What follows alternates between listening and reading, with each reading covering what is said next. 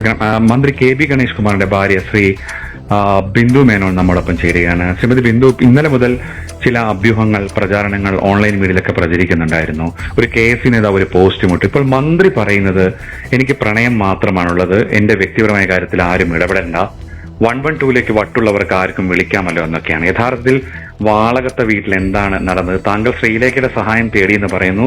ശ്രീലേഖ ആരാണെന്ന് മന്ത്രി ചോദിക്കുന്നു. BJPയുടെ നേതാവല്ലേ, മേയറാകത്തിന്റെ പ്രശ്നമല്ലേ, രാഷ്ട്രീയ മുതലെടുപ്പാണെന്നാണ് പറയുന്നത്. താങ്കൾക്ക് പറയാൻ പറ്റുന്ന രീതിയിൽ എന്താണ് യഥാർത്ഥത്തിൽ സംഭവിക്കുന്നത്? ഇപ്പൊ മന്ത്രിയുടെ ഒരു ഇന്റർവ്യൂ കണ്ടതിന്റെ ഭാഗമായിട്ടാണ് ഞാനിപ്പോ സംസാരിക്കുന്നത്. ഞാൻ 2014 മാരേജ് കഴിഞ്ഞ് കുറെ വർഷങ്ങളായിട്ട് എനിക്ക് പ്രശ്നങ്ങളൊക്കെ തന്നെയാണ്. ഞാൻ 2019 ഒരു വലിയ പ്രശ്നം ഉണ്ടായപ്പോഴും ലേഖ ചേച്ചിയെ കോൺടാക്ട് ചെയ്തിരുന്നു. എന്റെ കസിൻ ബ്രദർ, അതായത് എന്റെ പപ്പയുടെ സിസ്റ്ററുടെ മോനാണ് ശ്രീലേഖയുടെ ഹസ്ബൻഡ്. അതെ. അപ്പോൾ ഞാൻ 2019 കോൺടാക്ട് ചെയ്തിരുന്നു. അന്ന് ഇതുപോലെ ഒരു കോംപ്രമൈസിനായിട്ട് ഞങ്ങൾ സംസാരിക്കുകയല്ല ചെയ്തിരുന്നു. അത് കഴിഞ്ഞിട്ട് ഞങ്ങൾ ഒരുമിച്ച് താമസിക്കുന്നു. പല പ്രശ്നങ്ങളും ഉണ്ടായിട്ടുണ്ട് ഞങ്ങൾ തമ്മിൽ. ഇതെല്ലാം എല്ലാവർക്കും അറിയുന്ന വിഷയങ്ങളാണ്. എന്തുകൊണ്ടാണ് ഗണേഷ് കുമാറായിട്ട് പ്രശ്നം ഉണ്ടായിരുന്നത് എന്ന് എല്ലാവർക്കും ലോകം മുഴുവൻ അറിയുന്ന കാര്യങ്ങളാണ്. പക്ഷേ കഴിഞ്ഞ എസ്പെഷ്യലി മന്ത്രിയായി കഴിഞ്ഞിട്ട് എനിക്ക് വളരെ വളരെ പ്രശ്നങ്ങളാണ്. അതായത് മന്ത്രിയുടെ കൂടെയുള്ള ഫ്രണ്ട്സ് ആയാലും മന്ത്രിയുടെ സ്റ്റാഫ് ആയാലും എല്ലാം എനിക്കെതിരാണ്. പറഞ്ഞു കഴിഞ്ഞാൽ ഒബ്വിയസ്ലി പവറിന്റെയും പൊസിഷന്റെയും കൂടെയല്ലേ ആൾക്കാർ നിൽക്കുള്ളൂ. So I been completely alone.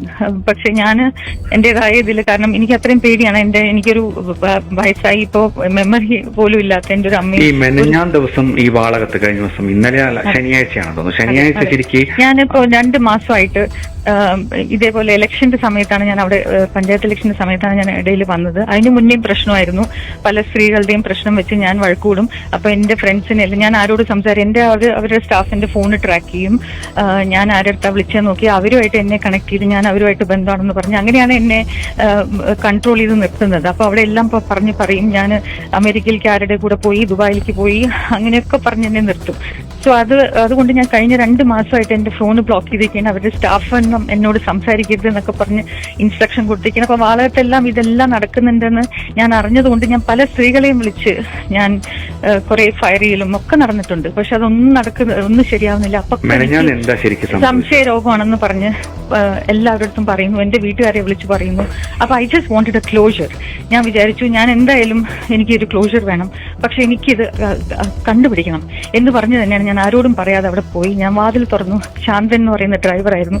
ഞാൻ ഉള്ളിലേക്ക് ചാടി ഓടി കയറി ബെഡ്റൂമിൽ പോയി കണ്ടത് എനിക്ക് വട്ടാണോ. ഞാൻ അവിടെ കണ്ടു കഴിഞ്ഞ് അവിടെ ശാന്തൻ ഓടി വന്ന് എന്നെ തടയാനും ഞാൻ ഫോട്ടോ എടുക്കാൻ നോക്കിയപ്പോ എനിക്ക് ഐ കനോട്ട് എക്സ്പ്ലെയിൻ ഞാൻ എന്ത് കണ്ടു. അത്ര മോശത്തിനെക്കാട്ടും പറഞ്ഞാൽ അറിയാത്ത എന്റെ I have all the pictures. Video അല്ല, ഫോട്ടോസ് എല്ലാം ഉണ്ട് എന്റെ കയ്യില്. ഞാൻ പോലീസിനെ അല്ല, എനിക്ക് ഐ ലോസ് കൺട്രോൾ. പക്ഷെ I did not use a bad word. I did not physically assault anyone.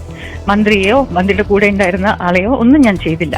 പക്ഷെ ഞാൻ ഫോട്ടോ എടുക്കാൻ ശ്രമിച്ചു. ബിക്കോസ് മന്ത്രി അത് പിന്നെയും പറയും എനിക്ക് പ്രാന്താണ്, എനിക്ക് സംശയമാണെന്ന് ഞാൻ തിരിച്ചു വന്നു കഴിഞ്ഞാൽ. അതുകൊണ്ട് ഞാൻ ഫോട്ടോ എടുക്കാൻ ശ്രമിച്ചു. ഫോട്ടോ എടുക്കാൻ ശ്രമിച്ചപ്പോൾ എന്നെ ശാന്ത അവരെ പിടിക്കുക, അവരുടെ ഫോൺ മാറ്റുക എന്നൊക്കെ പറഞ്ഞ് എന്നെ he was trying to assault me, try to take snatch my phone. പക്ഷെ ഞാൻ അതൊന്നും സമ്മതിച്ചില്ല. ഞാൻ ഉടനെ ലേഖ ചേച്ചിയെ വിളിച്ചു. ബിക്കോസ് എനിക്ക് അറിയായിരുന്നു എന്തെങ്കിലും പ്രശ്നം ഉണ്ടാവും എന്ന് പറഞ്ഞാൽ ഞാൻ ലാസ്റ്റ് ഡയൽ നമ്പർ ലേഖ ചേച്ചി നിട്ടിട്ടാണ് ഞാൻ പോയത്.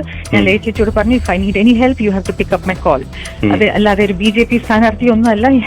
ചേച്ചി എന്റെ ബ്രദറിനെ കല്യാണം കഴിച്ചിട്ട് എത്രയോ വർഷങ്ങളായി. സോ അത് വിളിച്ചു. അപ്പൊ ചേച്ചി പറഞ്ഞു, Bindu immediately you call control room 112. അങ്ങനെയാണ് ഞാൻ വിളിച്ചത്. ഞാൻ ലേഖ ചേച്ചി എന്ന് പറഞ്ഞ് വിളിച്ച് കണ്ടപ്പോ അവരെന്നെ ഒന്നും ചെയ്യാൻ അവർക്ക് പറ്റിയില്ല. ഞാൻ ഓടി. I Rann out. പോലീസ് വന്നു കഴിഞ്ഞ് പുറത്തേക്ക് വരാൻ നേരത്ത് പ്രദീപ് എന്ന് പറഞ്ഞാല് എന്റെ വാതിൽ തുറക്കാൻ സമ്മതിച്ചില്ല. വാതില് എന്റെ കൈ പിടിച്ച് വാതിൽ അടയ്ക്കാനൊക്കെ നോക്കി. ഞാൻ ഹെൽപ്പ് എന്നൊക്കെ പറഞ്ഞ് നിലവിളിച്ചു. അത് കഴിഞ്ഞ് പോലീസ് വരുന്നതിന് മുന്നേ തന്നെ ഗണേഷ് കുമാർ ഈ സ്ത്രീയായിട്ട് സ്ത്രീനെ കൊണ്ടുവന്ന കാറിൽ ശാന്തൻ കയറ്റി. ശാന്തൻ കൊണ്ടുപോയി ഗണേഷ് കുമാർ ഉള്ളിലേക്ക് ഓടി വാതിലടച്ചു.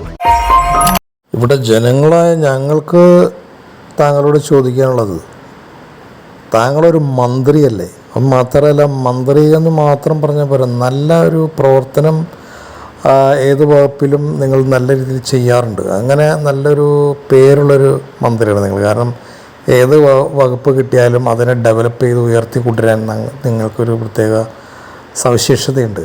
അത് സമ്മതിക്കാതിരിക്കാൻ പറ്റില്ല. അങ്ങനെയുള്ളൊരു മന്ത്രി ഇങ്ങനെയുള്ള കേസ്, ഇപ്പോൾ ആദ്യത്തെ ഭാര്യയായിട്ട് പ്രശ്നമുണ്ടായി, അവിടെ വേറെ സ്ത്രീകളായിട്ട് പ്രശ്നങ്ങൾ, അവിടെ പിന്നെ ആ സ്ത്രീയുടെ ഭർത്താവ് വന്ന് നിങ്ങളെ തല്ലുന്നു, പിന്നെ ആദ്യത്തെ ഭാര്യയുമായി പ്രശ്നങ്ങളായി പിരിയുന്നു, വീണ്ടും നിങ്ങൾ രണ്ടാമത് കല്യാണം കഴിച്ചിട്ട് വീണ്ടും ആ ഭാര്യയ്ക്കും ഇതേ പരാതികൾ തന്നെ.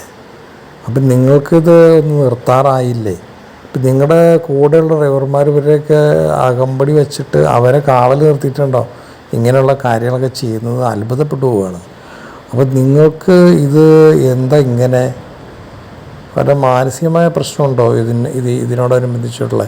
അങ്ങനെ ഒരു നല്ലൊരു സൈക്കാട്രിസ്റ്റിനെ പോയി കണ്ട്, അല്ലെങ്കിൽ സൈക്കോളജിസ്റ്റിനെ പോയി കണ്ടിട്ട് ഇതൊക്കെ ഒന്ന് കൺട്രോൾ ചെയ്ത് നിർത്ത്.